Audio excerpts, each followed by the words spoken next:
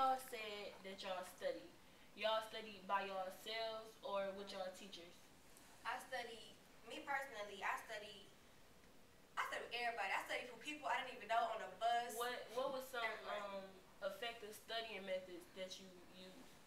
Well, to each his own. Me personally, when it's stuff like I have to memorize, I learn by, if I sing it on my iPod, just keep playing it over and over, or I could say something and keep repeating it over and over. I learn it that way. I learn by keep reading it over and over. I learn by constant, like, keep over and over the same thing. But in school, they taught us by, we came to after school things, and we had our own notebooks for each one, or one big 5 subject, and you just take notes. All you do is take notes, and the teacher will tell you, oh, well, this is probably going to be on the test, and it's going to be important. Highlight that, and as soon as you go home, study. Like every day, you know, kids come home, what do you have for homework? Oh, I don't have homework.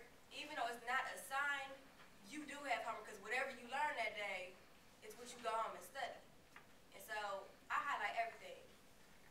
That's how I study. I don't know about everybody else, but highlight. Yeah, highlight. I would just see if they gave us like a practice packet with the problems in it, like math per se, I would just do all the problems over and over again, because it's going to be the same problem just with different numbers. So if you know how to do the problem and you know the problem the best way you can, then 9 times out of 10, no matter what the numbers they throw in there, you'll be able to do the problem.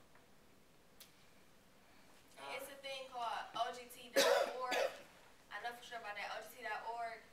And we did that, and they let us we took the year before's OGT, the year before that, the year before that. We did everybody's OGT. And if you go on it now, they'll probably let you do our OGT. And half of the OGT questions that my friends that took it, that they told me about, was like, oh, this is the same question. Just a different way. Now, we had one that was really difficult. I don't know if everybody else got it, but it was about Japanese farmers, and they made watermelons in squares. Yes.